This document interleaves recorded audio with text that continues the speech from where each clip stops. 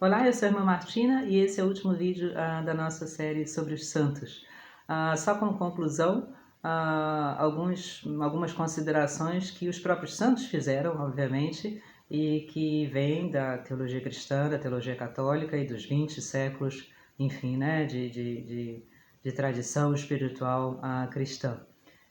Algumas críticas que se fazem geralmente aos santos são, como sempre nesses casos de críticas superficiais e de críticas, enfim, né, tendenciosas, contraditórias. Por exemplo, se fala muitas vezes que os santos foram pessoas que não sofreram. Os cínicos falam muito, riem superiormente, né, e dizem, por exemplo, uma Santa Teresinha do Menino Jesus, oh, que menina boazinha, bonitinha, né, vivia no seu convento e nunca viu, na verdade, a realidade da vida. Obviamente que isso, em primeiro lugar, não é verdade. Todas as pessoas sofrem, seja dentro de um convento ou fora dele. Todo mundo tem doenças, todo mundo sofre a perda de pessoas amadas, todo mundo sofre os desentendimentos da vida, todo mundo tem os seus sofrimentos próprios, internos, seja onde for. E por outro lado, obviamente, há pessoas cuja vida é mais dura do que as outras, e a gente chega então ao outro lado da contradição, da crítica, que é dizer que, ao contrário, os santos são masoquistas, são pessoas que sofreram demais, são pessoas, né, que gostavam de sofrer.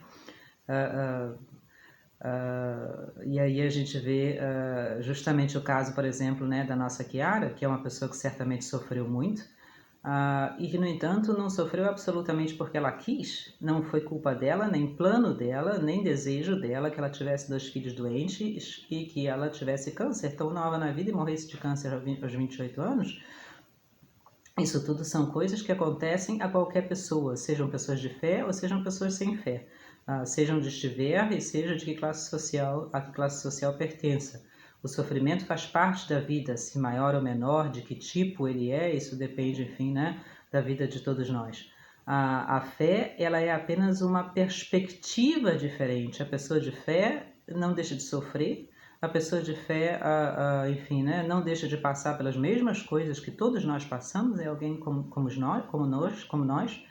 A pessoa de fé simplesmente vê o sofrimento numa outra perspectiva, entende o sofrimento muito mais profundamente e sabe tirar dele, vamos dizer assim, a sua cor, sabe fazer dele algo bom, sabe transformá-lo em algo bom. Ao contrário, enfim, né, de nós, quando nós, frente ao sofrimento, nos deprimimos e nos desesperamos. Então, a santidade é, na verdade, essa nova perspectiva, essa resposta dada ao sofrimento que existe para todos nós. Todos nós vamos morrer, todos nós provavelmente, né, vamos ficar doentes, todos nós perdemos pessoas queridas e assim por diante. A diferença entre o santo e o não santo é simplesmente na resposta que ele dá a tudo isso. Deus está conosco sempre. Ele nos criou e não nos abandona na vida. Ele está conosco diariamente e nos oferece, no meio dessas dificuldades da vida que não foram feitas por ele, ele fez a gente para viver, enfim, né, feliz junto dele. Mas nós mesmos, pela nossa liberdade, escolhemos o caminho do pecado, que tem consequências para os outros, até para os inocentes. Mas Deus mesmo assim não nos abandona, não só se fez homem, morreu por nós, para que nós justamente, né, através do seu sofrimento, possamos de novo alcançar a misericórdia de Deus, mas Ele está conosco, nos dá a sua graça, e o santo é aquele que simplesmente diz sim, como disse Maria, a essa graça de Deus, não de uma forma fanática, de uma forma, né, irrealista ou sem liberdade, ao contrário.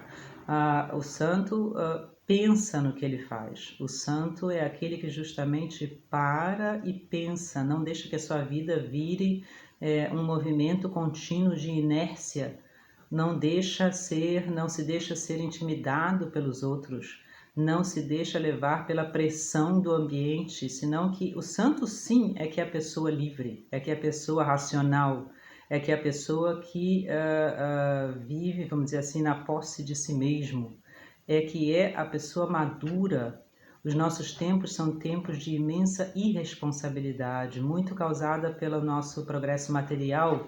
Materialmente é muito fácil para a gente hoje em dia fazer coisas e voltar atrás, até no computador, né? A gente faz um erro e consegue corrigir aquilo.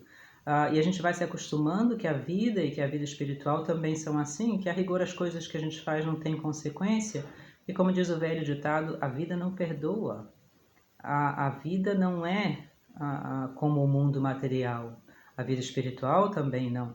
Portanto, o santo é aquele que nos dá esse exemplo brilhante de pessoa realmente madura, racional, responsável. Ele não está brincando, ele leva as coisas a sério, com bom humor, enfim, né? com leveza, obviamente, mas ele é, como a gente dizia na introdução, de certa forma um profissional e não um amador. E por isso a vida dele se enche de um sentido, de uma harmonia, de uma paz, de uma serenidade que a vida da gente não tem se a gente vive, né, sem tomar essas decisões claras, sem parar e pensar, sem constantemente reorganizar a nossa vida espiritual, por exemplo, a nossa relação com as pessoas, né? A maneira como a gente leva a cabo um trabalho, né? O que a gente está fazendo, a nossa vocação. Isso tudo precisa ser continuamente e tranquilamente, normalmente, saudavelmente repensado, enfim, né? Para isso existe na tradição cristã, na teologia católica, né, o ato de contrição, a confissão. Isso é o que vai fazendo a gente se renovar, como dizia São Paulo, deixar o homem velho e assumir o homem novo. Isso não é uma coisa que a gente faz de um dia para o outro ou uma vez na vida, isso é uma coisa que a gente faz sempre. E é isso que os santos nos mostram.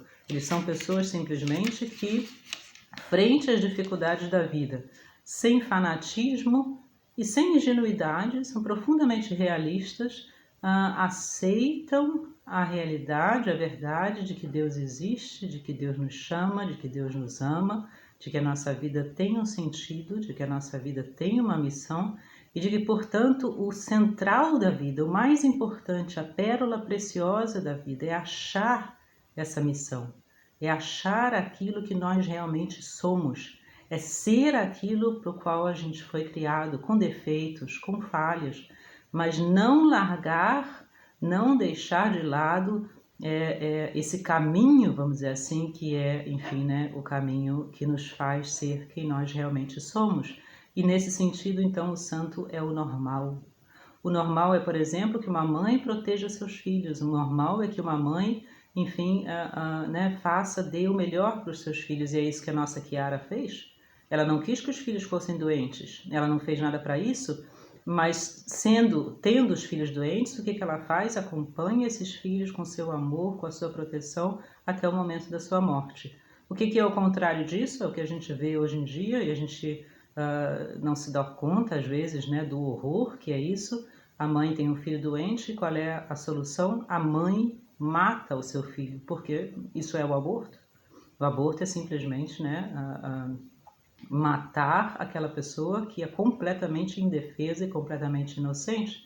Eu estava lendo no tempo que li a história da Chiara também, por acaso um artigo de uma menina americana que era atriz de televisão e estava, enfim, né, entusiasmadíssima com a sua carreira e com a sua vida e ficou 4 vezes grávida de 4 homens diferentes, claro, né, uma vida totalmente irresponsável nesse sentido do sexo, do casamento, da família.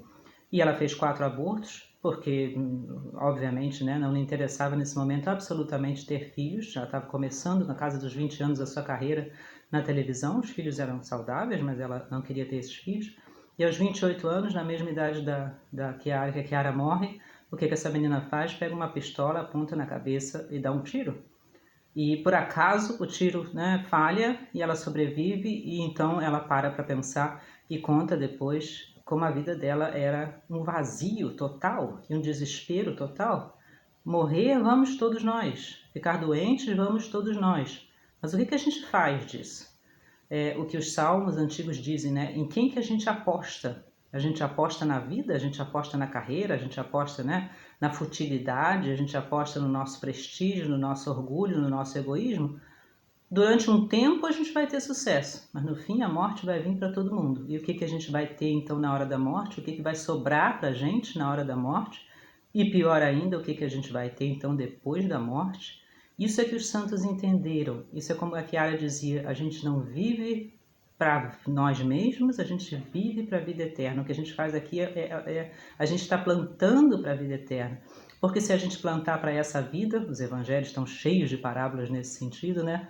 No fim, a gente já está derrotado e a gente então já está, vamos dizer assim, né, seguro da decepção total, porque essa vida, como nós todos sabemos que já vivemos um pouco, não responde aos anseios mais profundos do nosso coração. O santo é aquele que leva a sério a vida, né? O santo é aquele que realmente encontra, vamos dizer assim, o segredo da vida, e por isso ele é tão cheio de alegria, e por isso ele é tão normal, e por isso ele é cheio de bom humor, e por isso ele não é preso, ele é uma pessoa livre, ele é uma pessoa, né, que não se importa de passar inclusive grandes sofrimentos e dificuldades, porque não é nisso que ele aposta a sua vida.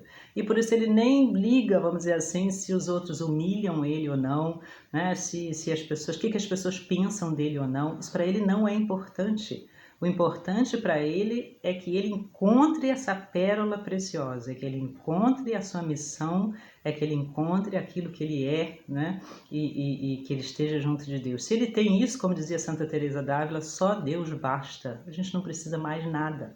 Todo o resto se faz automaticamente e pode mudar, hoje é melhor, amanhã é pior, né? Enfim, a gente vive isso tudo com alegria, mas sem se prender a isso. Isso é o que a espiritualidade cristã nos diz também, né? Não ficar preso a esse mundo. O nosso coração, os pés estão aqui no mundo, mas os nossos olhos e o nosso coração está em Deus, está na vida eterna. A gente vê, portanto, que no fundo, o problema da santidade não é que a santidade é difícil, não é que a santidade exige muita coisa, não é que a santidade é sofrimento, não é que a santidade é só para gente inteligente, ou ao contrário, é só para gente ingênua, né, meio bobinha. Eu tenho uma irmã que uma vez me disse que coitada da Madre Teresa de Calcutá, né? Ela já nasceu lá na Índia e não tinha outro jeito, né? Que escolha ela teve na vida? Teve que ficar lá cuidando daquelas pessoas, né? Falei para ela, você sabe onde é que ela nasceu? Ué, eu acho que lá na Índia. A Madre Teresa de Calcutá nasceu na Europa, filha de uma família de classe média igualzinha a nossa, foi estudar na Irlanda, depois se tornou professora de escola de meninas ricas, né? Financiadas pelo governo inglês na Índia. A vida dela, inclusive, já estava nessa vida, estava completamente feita, uma vida completamente confortável e vamos dizer assim, inclusive, né, com perspectivas de uma boa carreira. E ela deixa isso tudo para se dedicar a esses, né, pobres entre os mais pobres. O santo não tem nada de ingênuo. Ingênuos somos nós, né? Ingênuos, a gente é que vive de ilusões. O santo é aquele que é profundamente realista, é ele que enxerga a vida realmente como ela é. Então o grande problema é que a gente não quer ser santo. O grande problema, como diz também, né, a Sagrada Escritura, é que a gente prefere o nosso pecado. A gente sabe que a gente poderia fazer melhor, que a gente deveria fazer melhor, mas é muito mais confortável a gente, né, falar muito e dar 300 mil desculpas e continuar no nosso egoísmo, no nosso orgulho, no nosso carreirismo, no nosso conforto, enfim, né, na nossa falta de perdão, na nossa enorme falta de amor. Isso é muito mais confortável. No fundo, é aquela parábola também do Evangelho do menino rico, do jovem rico, que vem para Jesus e vem muito, né, bem vestido e bem falante, e fala, mestre, o que eu devo fazer para alcançar a vida eterna? Toda uma aparência de santidade, né, como os fariseus. Olha que pessoa respeitável. E Jesus já começa corrigindo e diz, né, por que você me chama mestre? Quando você, enfim, é tão importante, né? E Jesus diz, então, larga tudo e me segue. O que quer dizer esse larga tudo e me segue? Que o menino precisa agora, né, deixar toda a sua roupa no chão e seguir a Jesus? Não. Significa justamente isso, larga os seus planos. Larga aquilo que você, no fundo, quer. Larga o seu egoísmo, o seu orgulho, o seu prestígio. E me segue. Segue o bem, segue a justiça, segue o amor que se entrega até o final. Mas isso o jovem não quer. Ele é tão santo, aparentemente, e, no entanto, diz, né, o Evangelho, ele vai embora triste, porque ele tinha muitas posses e ele não queria largar das suas posses. O problema é que a gente está cheio de posses. Mesmo que não seja dinheiro, né, as nossas posses são, enfim, tudo aquilo que a gente acha que é a segurança da nossa vida, né? É o nosso prestígio, né? Como os outros nos veem, é como a gente, enfim, se destaca. Isso tudo é, na verdade, um empecilho para a gente chegar a Deus. E o santo é aquele que, inclusive às vezes sendo até, né, pessoa materialmente falando não pobre, é aquele que sabe deixar isso tudo de lado, se desprender disso tudo para abraçar o único essencial, aquela pérola preciosa que ele encontrou e que ele não larga mais, mesmo se para isso ele precisar morrer mártir. E a gente vê então que a santidade é, no fundo, uma questão de amor. A santidade não é uma questão de inteligência, não é uma questão, né, de ser pessoa importante, de ter estudado muito, muito menos uma questão de elite, né, de gente bem treinada, de gente ascética, uma questão, enfim, de saber muito. A santidade é uma questão de amor. São Tomás Moros, o grande mártir inglês, primeiro-ministro da Inglaterra, amigo do rei, responde isso à sua filha quando ela diz: pai, é tão injusto que você esteja sofrendo tanto. É tão injusto, né, o que estão fazendo com você. Como é que você pode aceitar isso? E ele responde: filha, no fundo não é uma questão de justiça, é uma questão de amor. É injusto, você tem toda a razão.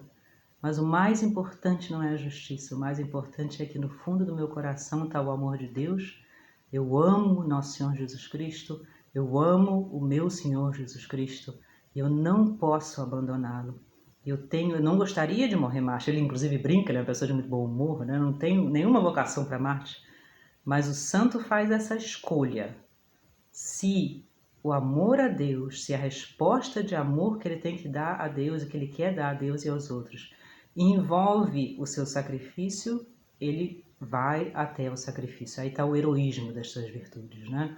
Ele não é só uma pessoa de virtudes, ele é uma pessoa de virtudes heróicas. Na hora da escolha, ele escolhe o amor, ele escolhe o bem, ele escolhe a bondade, ele escolhe ser como a Chiara, uma mãe realmente. Ele escolhe, né, ser como os nossos outros santos, o Jérôme Lejeune, por exemplo, realmente um médico que está para salvar vidas, mesmo se a sua carreira, por isso, né, não tem o sucesso que poderia ter. Ele não é falso consigo mesmo, ele não se trai a si mesmo e a Deus, ele permanece fiel e firme, e portanto simples, claro, livre, muito mais do que todos nós que procuramos, né, complicar a vida com 300 mil desculpas. E a última pergunta seria: vale a pena isso tudo? Vale a pena, visto que o mundo quase não escuta, visto que o mundo continua, né, a mesma, enfim, dificuldade, a mesma catástrofe de sempre? É óbvio que vale a pena. Vale a pena não só no sentido estoico, no sentido de dizer, sim, eu sou bom, não importa, né, se os outros gostam ou não, eu sou direito, por exemplo, isso já é muito bom, mas vale a pena porque no fundo é o amor que transforma o mundo. A gente viu isso tão claramente, por exemplo, na morte do Papa João Paulo II. Houve um artigo no jornal de um grande escritor ateu que dizia: meu Deus, eu passei a vida criticando esse homem, e eu, quando morrer, vai ter 2 pessoas lá no meu enterro que vão provavelmente passar o enterro todo falando mal de mim, com muita razão. E esse homem, quando morre, a gente se lembra, quem não se lembra vale a pena ver na televisão de novo, né? Dias e dias, milhões de pessoas nas ruas de Roma. Roma parou completamente só para passar em frente do corpo daquele homem, que era um homem como nós, um homem que sofreu muito, inclusive, charmosíssimo, né? Um homem de grande firmeza com seus defeitos, como todos nós. Por quê? Porque ele foi um homem grande? Não, porque através dele, como tantas pessoas que o viram disseram, através dele a gente vê a mão de Deus, através dele a gente vê Deus. Ele é, né, esse canal, esse vidro limpo pelo qual passa a luz de Deus. E é Deus que muda a história, é o amor que muda a história. O mundo vai estar sempre, enfim, né, cheio de pecado, mas no dia em que faltar a luz de Deus, no dia em que faltar a fé e faltar o amor, aí sim o mundo vai, né, se realmente fechar na escuridão, como quantos regimes ditatoriais que nós vivemos no século XX mostraram isso pra gente. Então o santo é aquele que nos dá de novo a esperança e que nos diz, no meio dessas trevas da vida, há pessoas que realmente dão a vida e vão até o fim enfim, né, para ser testemunhos de que a última palavra é uma palavra de amor, é uma palavra de bem, é uma palavra de bondade, enfim, né, de que a última palavra é a vida eterna e é Deus. Um grande abraço, que Deus nos abençoe, que os santos roguem por nós e nos ajudem nessa luta da vida.